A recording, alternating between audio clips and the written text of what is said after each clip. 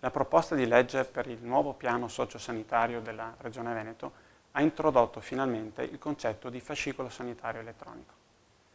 Tale concetto compare per la prima volta in Regione. Al fine di meglio impostare il raggiungimento di questo importante obiettivo, già dal dicembre 2010 la Regione Veneto, con la delibera di giunta 3140, aveva assegnato ai direttori generali delle aziende sanitarie 7 importanti obiettivi.